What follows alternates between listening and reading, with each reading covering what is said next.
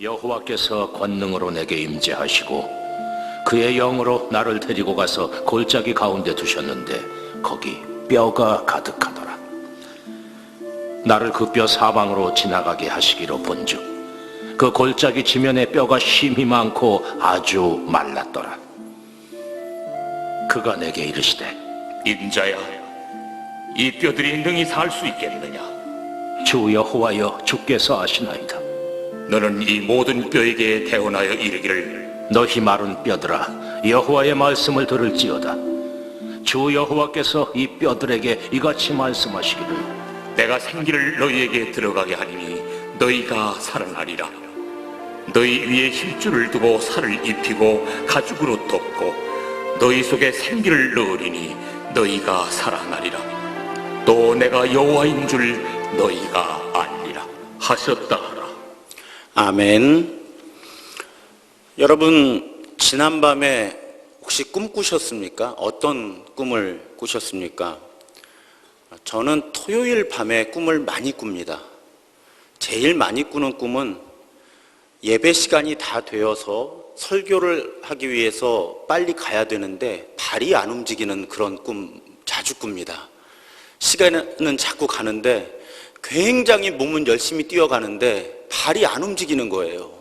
그래서 이런 속도로 내가 뛰어가면 예배 시간에 늦을 텐데 설교 전에 도착을 못하면 어떡하나 하는 꿈을 아주 자주 꿉니다. 예전에 부담임 목사를 할 때는 담임 목사님께 혼나는 꿈을 자주 꾸었습니다. 얼마 전에는 우리 전영배 원로 목사님이 꿈에 나타나셔서 목회를 그렇게 하면 어떻게 하냐고 야단을 치시더라고요. 그런 저런 꿈들을 토요일 날 많이 꿉니다. 꿈이라는 것이 사실 별것 아닌데 또 막상 좋은 꿈을 꾸면 아침 한나절 기분이 좋고요. 반대로 나쁜 꿈을 꾸면 이거 별거 아닌 거라는 거 다 알고 있지만 하루를 무거운 마음으로 시작하게 되는 것이 사람의 마음 아닌가 합니다. 그리고 사실 우리 크리스천들에게 꿈이 조금 부담스러운 것은 성경에 보면 하나님께서 우리에게 무엇인가를 전달하실 때 가끔 꿈을 사용하시기도 하거든요.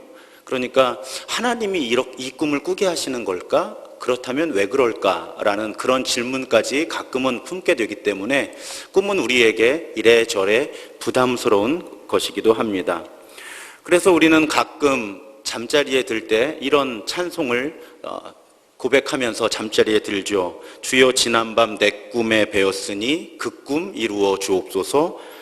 나의 놀라운 꿈 정녕 이루어져 주님 얼굴을 배우리라. 찬송 490장인데요.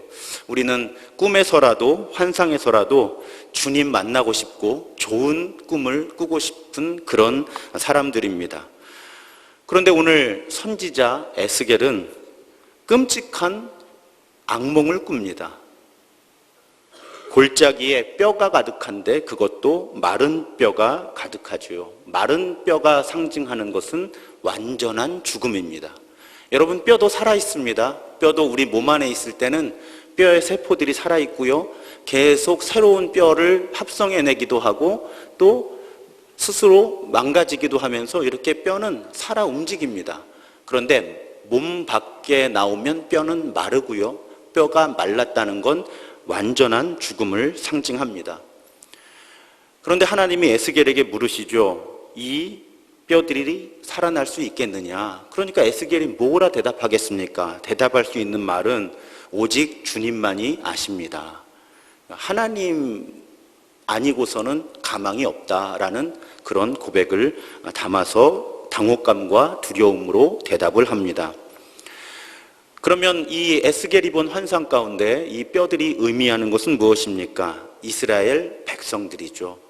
우리가 다 잘 아시는 것처럼 당시의 이스라엘 민족의 상황이 그렇습니다. 북이스라엘과 남유다로 분열되어 있다가 북이스라엘은 아수르에, 남유다는 바벨론에 의해서 멸망당하지요. 약속의 땅이었는데요, 그 땅이. 약속의 땅이었는데 이제 식민 지배를 받게 되었고 파괴된 땅, 멸망의 땅, 죽음의 땅이 된 바로 그것을 마른 뼈가 상징하고 있습니다. 하나님은 지금 에스겔에게 에스겔을 포함한 민족의 현실을 보게 한 것입니다.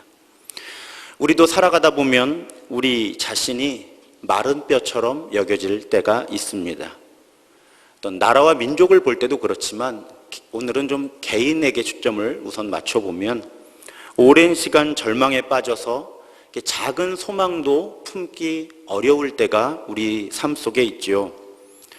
만약에 하나님께서 지금 이 자리에 에스겔을 보내신다면 아마 에스겔도 이 자리에서 마른 뼈들을 볼 수 있을지도 모르겠습니다. 우리는 오랫동안 해결되지 않는 재정적인 문제로 마른 뼈가 되어 갑니다. 우리는 또한 오랫동안 해결되지 않는 가족 간의 불화, 관계의 어려움 때문에 마른 뼈가 되어 가지요. 난치병, 불치병으로 오랜 기간 고통받으며 마른 뼈가 되어 가기도 하고요. 특히 겉으로는 아무렇지 않아 보이지만 우울증과 같은 마음의 병으로 고통받으며 마른 뼈가 되어 가기도 합니다. 아무 문제 없어 보이는 것 같아도 새벽부터 늦은 밤까지 열심히 처절하게 살아가면서도 내가 왜 살아가는지 그 의미를 찾기 어려워서 마른 뼈가 되어가는 사람들도 많이 있습니다.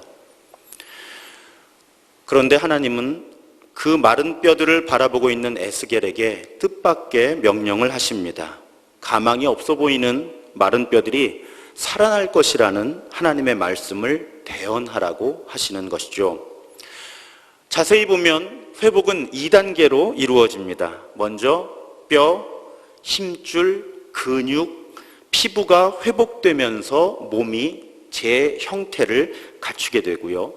그런데 그 속에 생기가 없다, 이런 묘사가 등장을 합니다. 생기는 그 단어의 어원은 바람 혹은 영, 이런 의미를 가지고 있습니다. 그러니까 회복의 1단계는 신체적인 회복인데 아직 생명이 없는 것입니다. 그때 하나님은 두 번째 회복을 선포하게 하시는데 본문 9절에 있습니다. 또 내게 이르시되 인자야 너는 생기를 향하여 대언하라.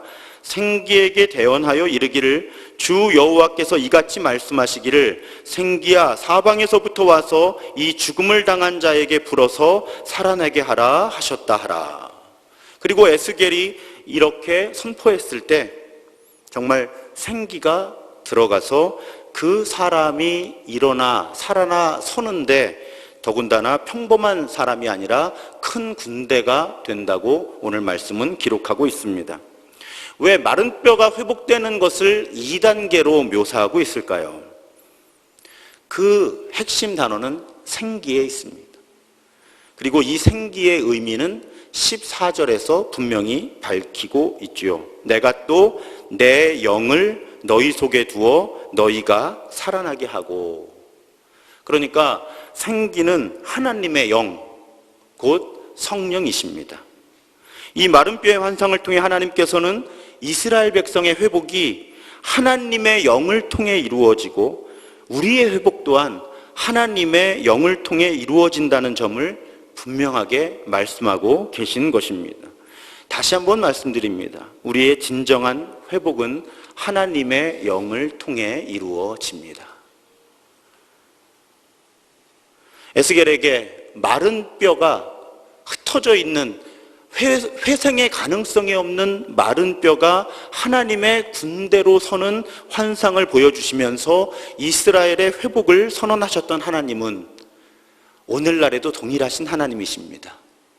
그래서 오늘날에도 그 하나님은 하나님의 영, 성령을 통해 상처받고 병들고 억압받는 사람들의 몸과 마음을 회복하시고 치유하시고 새롭게 하십니다. 에스겔이 수천 년 전에 본 환상은 에스겔이 본 환상으로 머무는 이야기가 아니라 지금도 우리 안에서 일어나고 있는 사건이라는 말씀입니다.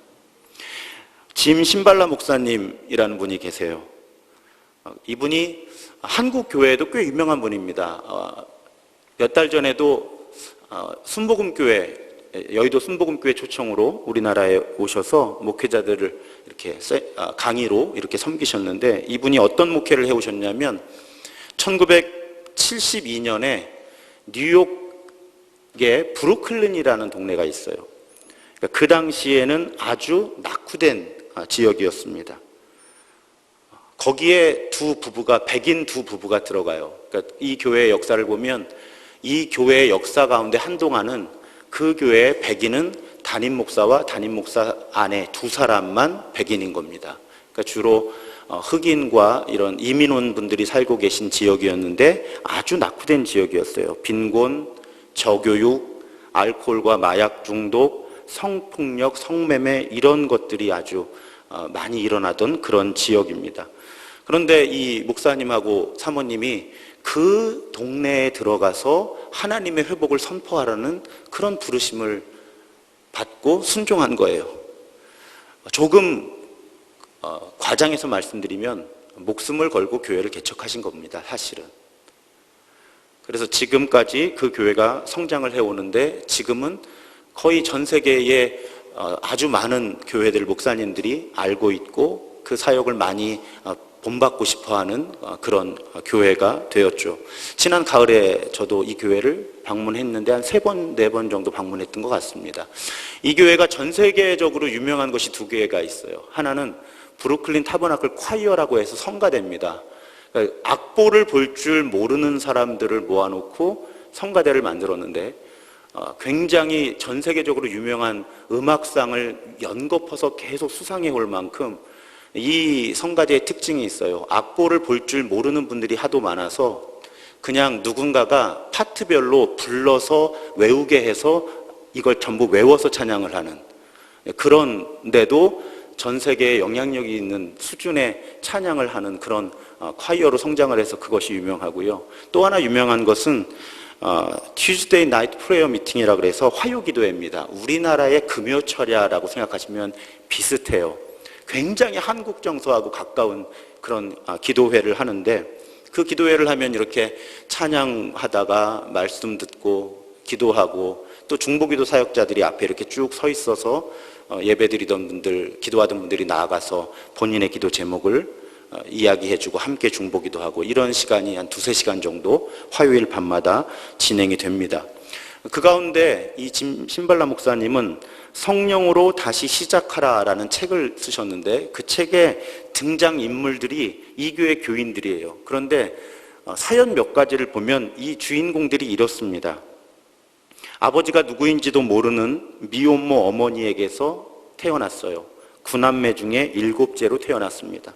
그러니까 마약이 들끓는 할렘 거리에서 폭력 조직들, 마약상들과 함께 자라나서 결국은 살인 청부업자가 될 수밖에 없는 지경까지 몰린 그런 남자 교인이 있어요. 그런가 하면 남미 푸에르토리코 빈민가 출신의 미혼모 어머니에게서 태어나서 뉴욕으로 이민을 와서 어렵게 살아가요. 근데 정말 아끼는 여동생이, 분신과 같은 여동생이 있었는데 그 여동생마저 사고로 잃습니다. 14살 때예요.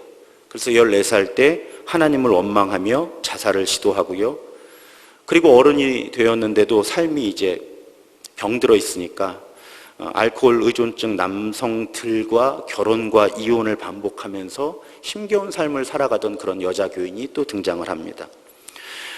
그런가 하면 또 어려서 가정폭력이 극심했던 가정에서 성장해서 청소년기에 이제 반항심으로 조직폭력배가 되는 거예요. 늘 환각제에 취해서 살고요.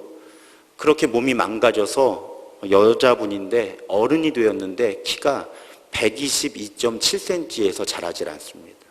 키가 122.7cm에서 자라지 않는, 평생 그 키로 살아야 하는 그런 여자 교인이 있어요.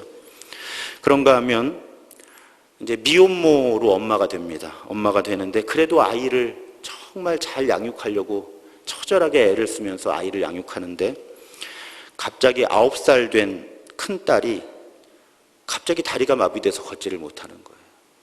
돈이 없고 형편이 열악한데도 어떻게든 이 딸아이를 걷게 해주려고 온갖 검사와 치료를 시도를 해도 차도가 없고 그 와중에 남편에게도 버림을 받아서 절망하고 있는 여자 교인이 있습니다. 다 그 교회 교인들이에요. 이런 사람들이. 다들 영화의 주인공이 되어도, 드라마의 주인공이 되어도 이상하지 않을 법한 사연을 가진 사람들이. 그런데 이분들의 이야기를 이렇게 읽어 내려가다 보면 극적인 반전이 있습니다. 그래서 이분들의 삶이 온전하게 회복되는 그런 이야기들이 책 한 권에 담겨 있는 거예요. 이분들의 구체적인 변화의 이야기를 다 설명할 수는 없습니다. 그런데 놀라운 것은 이분들의 회복의 이야기의 맨 마지막 문장은 항상 동일하다는 것입니다. 그것은 무엇인가 하면 내 인생은 성령의 능력으로 완전히 변했다 하는 고백입니다.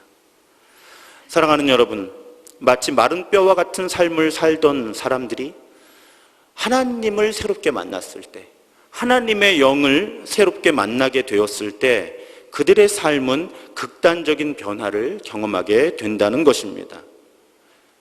그래서 그냥 단지 회복되는 것이 아니라 에스겔이 본 환상 가운데 이 마른 뼈는 하나님의 군대가 되거든요. 그냥 단지 정상적인 생활을 할 수 있는 수준으로 회복되는 것이 아니라 하나님의 군대가 되는 상황까지 회복되듯이 정말 감당할 수 없는 문제를 가지고 살아가다가도 그 하나님의 영을 새롭게 만났을 때 우리는 몸과 마음이 예전 수준으로 회복되는 수준이 아니라 하나님의 군대로, 하나님의 사람으로 쓰임받을 수 있는 수준으로 회복해 주시는 것이 하나님의 은혜라는 것입니다. 하나님의 능력이라는 것이에요. 아까 말씀드렸던 그 브루클린 타버나클 교회 교인들에게 일어났던 일은 그 교회 교인들에게만 일어나는 일이 아닙니다. 우리들에게도 일어나는 일이에요. 그래서 하나님께서는 오늘날에도 우리에게 표적으로 여러 사람, 여러 공동체에서 치유와 회복의 역사를 이루고 계신 것입니다. 20세기 초에 성령에 대한 가르침으로 전 세계의 부흥운동에 촉매 역할을 했던 R.A. 토레이 목사님은 이렇게 말씀합니다. 성령은 정말로 사람을 살리신다. 그분은 죽은 자를 살리실 수 있다. 도덕적으로 죽은 사람에게 생명을 주실 수 있다. 사람들에게 구제불능으로 보일 정도로 양심이 문드러진 사람을 완전히 새롭게 고치실 수 있다. 나는 이런 일을 얼마나 많이 보았는지 모른다. 방황하고 황폐하고 사악한 사람들이 까닭도 모른 채 집회에 참석하는 일이 얼마나 많은지 모른다. 그들을 향해 말씀이 선포된다. 하나님의 영이 그들의 마음에 말씀의 씨앗을 뿌린다. 이윽고 그들은 성령의 권능으로 새로운 피조물이 된다. 그것이 우리 하나님께서 하시는 일입니다. 오늘 아침에도 동일한 하나님의 영이 우리와 함께 하십니다. 동일한 하나님의 영이 우리의 몸과 마음을 살리시고 우리를 하나님의 군대가 되게 하십니다. 그래서 여러분, 내키지 않더라도 은혜의 자리에 참여하셔야 되는 거예요. 하나님께 기회를 드리는 것입니다. 시간을 드리는 거예요. 특히 우리 감리교인들은 더욱 그래야 합니다. 왜냐하면 우리 감리교 운동이 처음에 일어나게 된 사건이 어떤 사건이었죠? 존 웨슬리라고 하는 이미 목사였고 선교사 경험까지 있었던 분인데 그 안에 믿음의 확신, 구원의 확신이 없어서 내적인 방황을 거듭하던 그 존 웨슬리 목사님이 어떤 집회에 참여했어요. 그런데 그분의 일기에 그렇게 기록합니다. 내키지 않는 발걸음으로 간 거예요. 그분이 규칙을 잘 지키는 분이었거든요. 그러니까 내키지는 않는데 하기로 하는 일이니까 그냥 참석한 거예요. 그런데 그 집회에서 유명한 설교자의 말씀을 듣다가 회심한 것이 아니고요.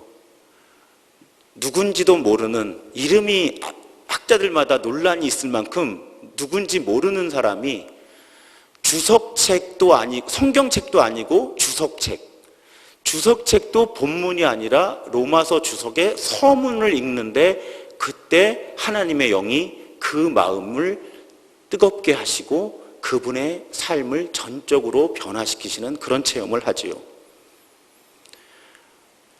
하나님께서 그 집회를 사용하셔서 존 웨슬리라고 하는 사람의 마음을 바꾸신 겁니다.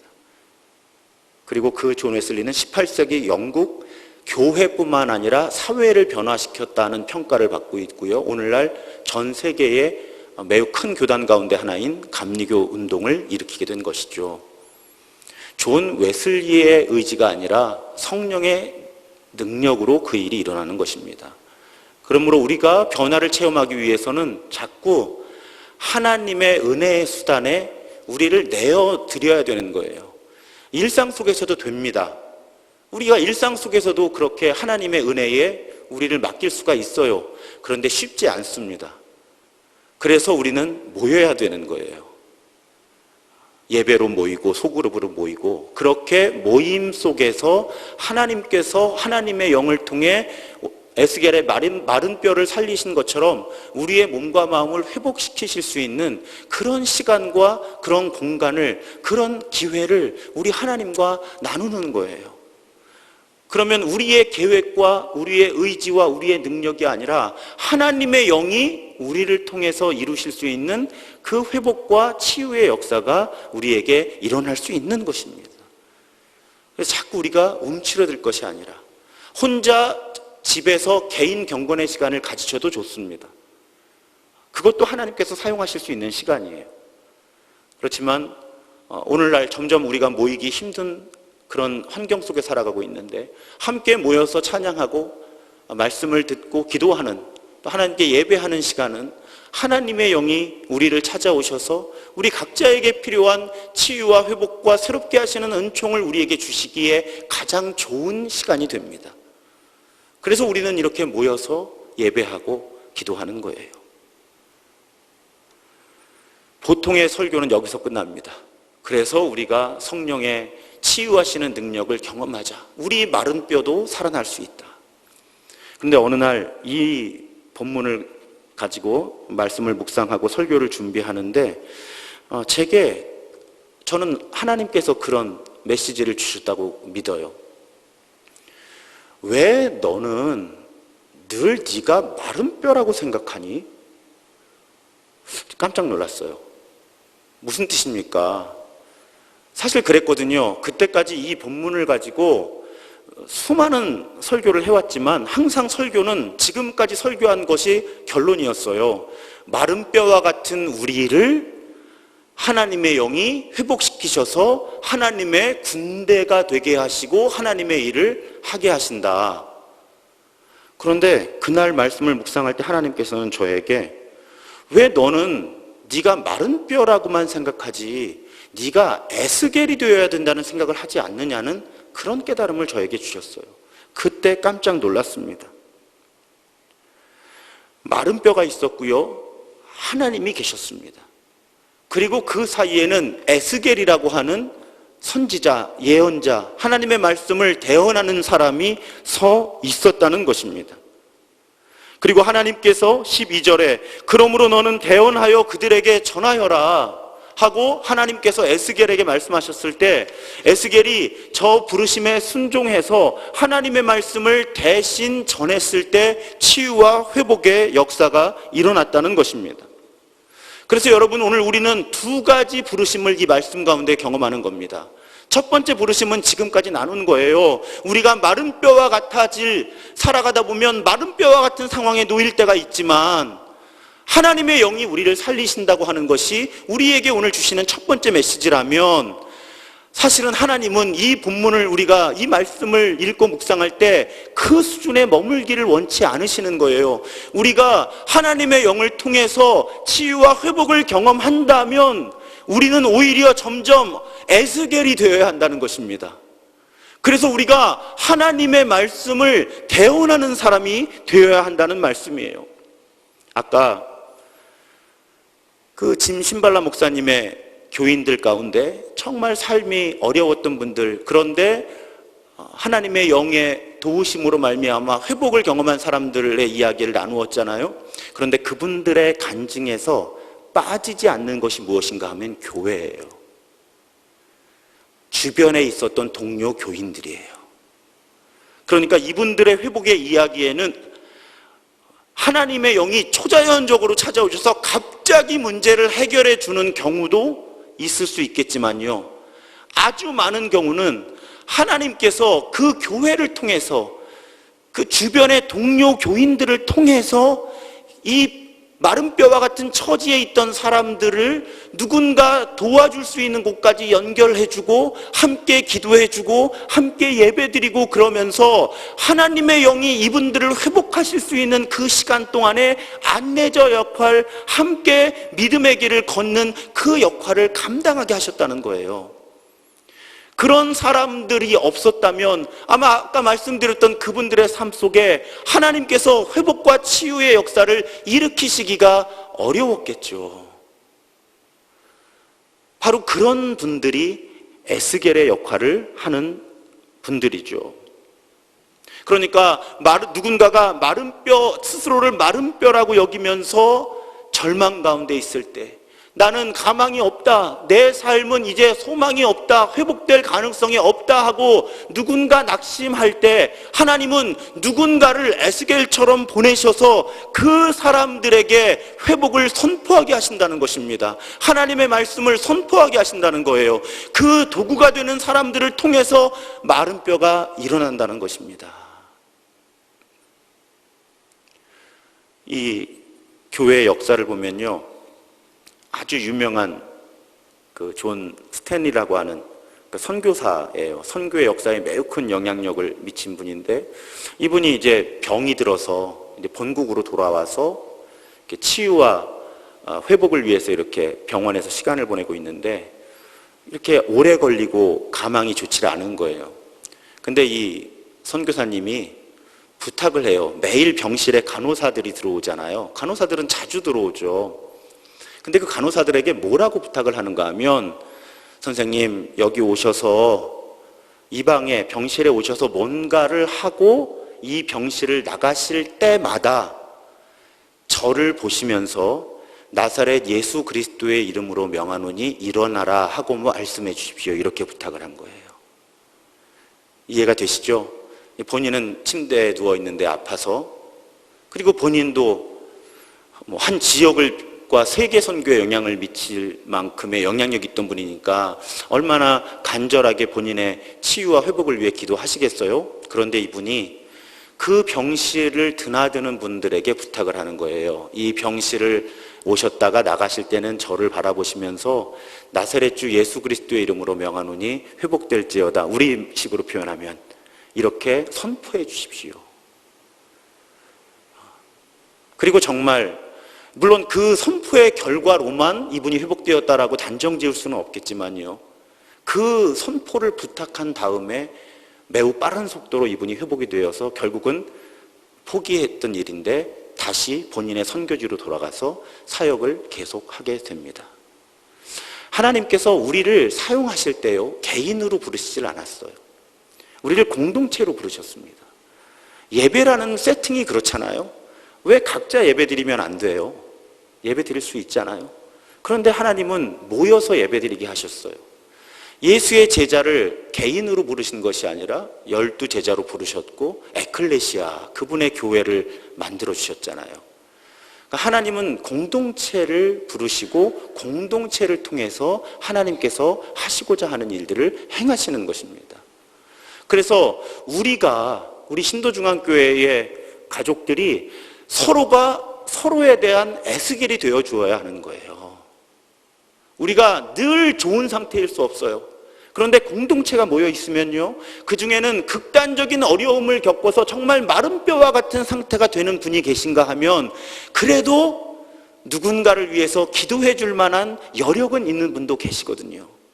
그러니까 마치 사실은 에스겔도 이스라엘 백성이었으니까 사실 에스겔도 마른 뼈 같은 사람이에요. 그런데 하나님께서는 그 에스겔을 선택하시고 부르셔서 에스겔을 보고 자기 민족에 대해서 회복을 선포하라고 하신 거거든요. 그러니까 우리 공동체 안에도 에스겔과 같은 사람들이 있다는 거예요. 그때그때 다릅니다. 우리의 삶이 늘 변화하고 우리의 하나님과의 그 친밀한 이런 흔히 표현하는 영적인 상태가 계속 변화하기 때문에 늘 다른데, 중요한 건 우리가 이렇게 공동체로 함께 있다면 누군가 마른 뼈가 되었을 때 다른 누군가는 에스겔이 되어줄 수 있다는 거예요.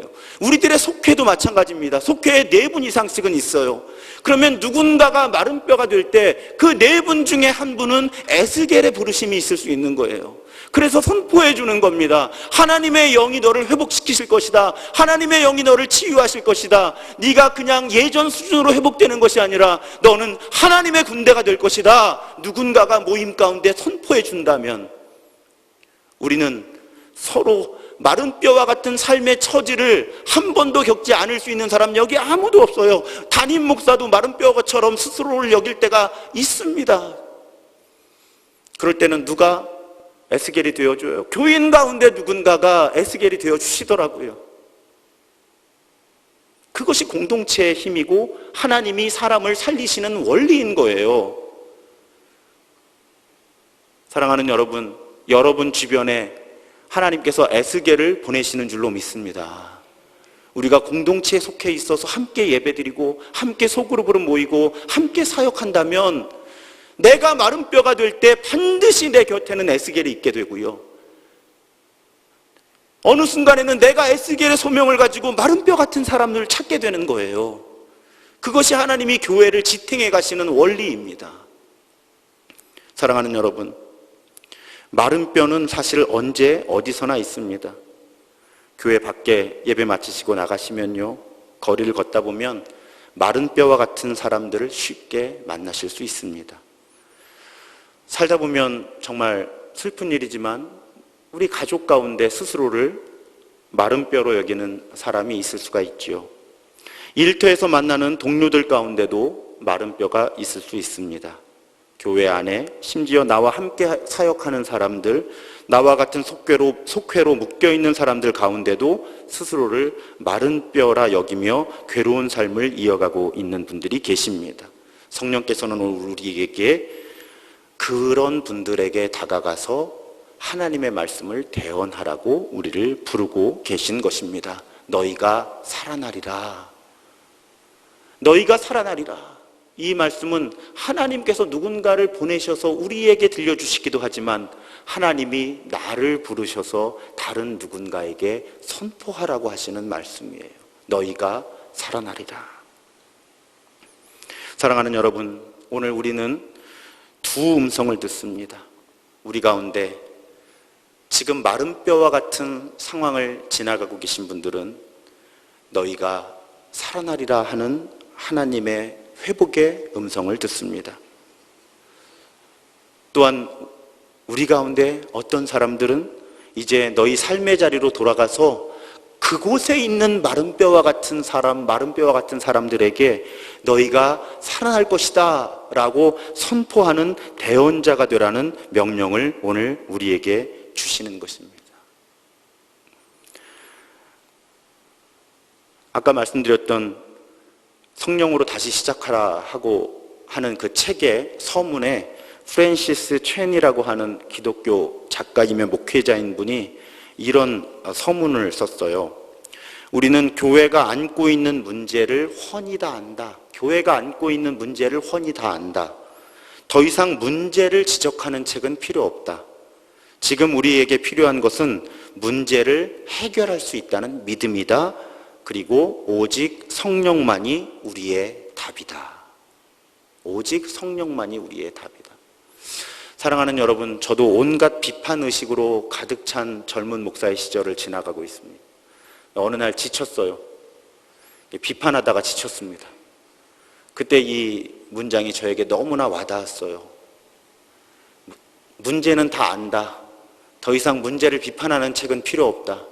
지금 우리에게 필요한 것은 문제를 해결할 수 있는 믿음이고 문제 해결의 방식은 하나님의 영을 통해서이다. 그러면서 제가 좋아하는 말이 또 그것입니다. 어둠에 대해서 분석하거나 왜 어두운지 싸우지 말고 누군가 한 자루에 촛불을 켜들면 된다. 그렇잖아요. 여기 만약에 불이 다 나가서 깜깜해지면 누가 불 껐냐고 아우성친다고 문제가 해결되지 않습니다.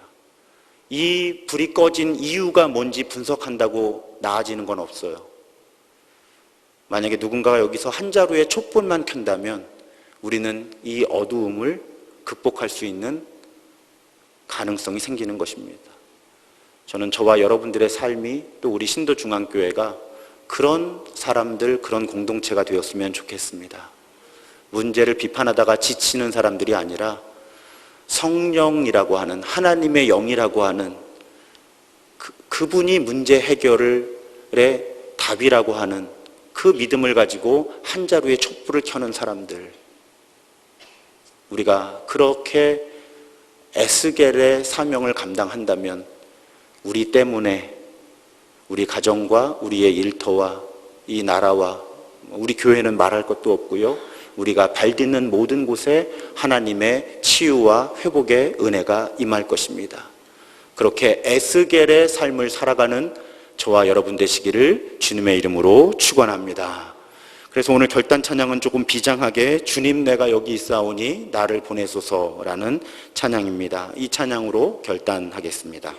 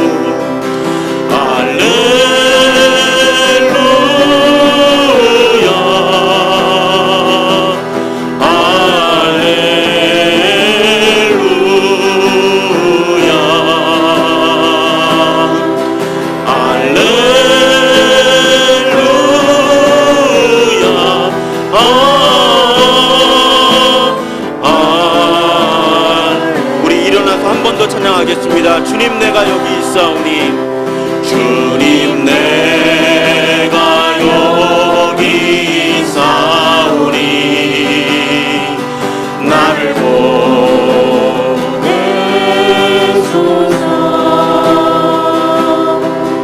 나의 몸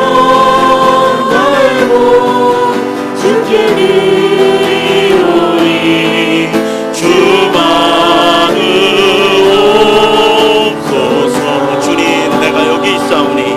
주님 내가 여기 있사오니 나를 써주소서. 가진 것 모두 다 주께 드리오니 주 받으옵소서.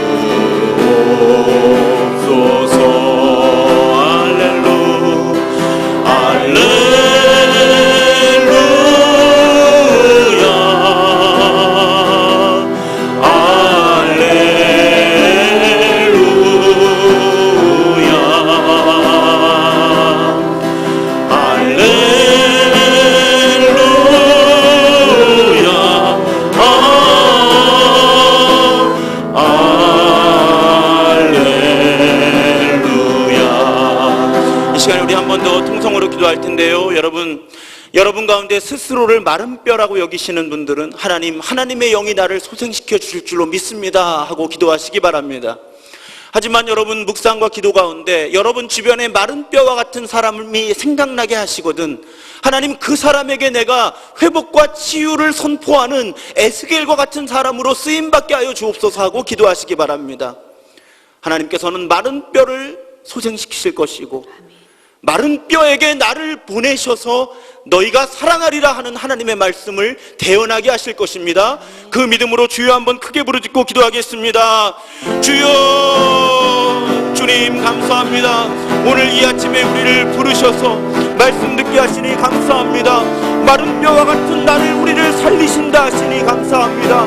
또한 마른 뼈와 같은 가족들, 일터의 동료들, 동네 사람들, 내 친척과 친구들, 이 땅의 모든 사람들에게 너희가 살아나리라 하는 말씀을 대언하게 하는 에스겔의 부르심으로 우리를 허락하시니 감사합니다. 하나님, 마른 뼈와 같은 나를 우리를 살려주옵소서. 또한 아버지 하나님, 마른 뼈와 같은 사람들에게 나를 우리를 보내셔서 너희가 살아나리라 하는 하나님의 말씀을 대언하게 하여 주옵소서. 하나님, 특별히 우리 신도중앙교회 이 공동체 안에 아버지 하나님, 서로가 서로에게 에스겔이 되어 아버지 하나님, 회복을 선포하게 하여 주옵소서. 치유를 선포하게 하여 주옵소서. 하나님, 너희가 살아나리라. 아버지 하나님, 서로가 서로에 대해서 아버지 하나님, 그 말씀을 선포해 주는 사람들 되게 하여 주옵소서. 주님, 주님 붙들어 주시옵소서. 하나님 감사합니다. 주일 아침에 우리를 부르셔서 말씀을 하여 주시고 듣게 하시니 감사합니다. 우리가 마른 뼈와 같을 때 하나님의 영을 통해 우리를 살아나게 하시니 감사합니다. 하나님, 하지만 우리의 사명이 그냥 혼자 살아나고 회복되는 것에 있는 것이 아니라 다른 누군가에게 너희가 살아나리라 하는 하나님의 말씀을 대언하는 사람들, 그 부르심으로 우리를 불러주시고 다시금 깨닫게 하시니 감사합니다. 하나님, 내가 마른 뼈와 같을 때 내 주변에 에스겔이 있게 하여 주옵소서. 또 내 주변에 누군가가 마른 뼈와 같이 되어 갈 때 내가 에스겔이 되게 하여 주옵소서. 하나님, 특별히 우리 신도중앙교회 이 거룩한 공동체 안에서 서로가 서로의 에스겔이 되어주게 하여 주옵소서. 서로가 서로에게 당신이 살아날 것입니다, 당신이 회복될 것입니다, 당신이 새롭게 될 것입니다, 하나님께서 그렇게 하실 것입니다, 믿음으로 선포해주는 사람들이 되게 하여 주셔서 서로의 믿음의 선포를 통해 마른 뼈와 같은 우리들이 회복과 치유와 새롭게 됨을 경험하는 공동체가 되게 하여 주시옵소서. 예물을 드립니다. 마음을 드립니다. 내 삶을 드립니다. 하나님, 받아주시고 이 예물이 사용되는 곳마다 하나님의 뜻이 이루어지게 하여 주시고 경제적인 어려움 가운데 고통받는 가정들마다 일용할 양식을 공급하여 주옵소서. 지금은 이 땅에 오셔서 하나님의 나라를 새롭게 선포하신 우리 구주 예수 그리스도의 은혜와 우리가 마른 뼈와 같을 때 너희가 살아나리라 말씀을 선포해 주시는, 또 우리를 하나님의 군대로 회복하게 하시는 성령 하나님의 사랑하심과 우리 주변에 누군가가 마른 뼈가 되어갈 때 우리를 보내셔서 살아나리라 회복의 말씀을 선포하게 하시는 성령 하나님의 교통하심이 오늘 예배를 드리고 일상으로 세상으로 흩어지는 모든 예배자들 위해 이제로부터 영원토록 함께 하시기를 간절히 축원하옵나이다. 아멘.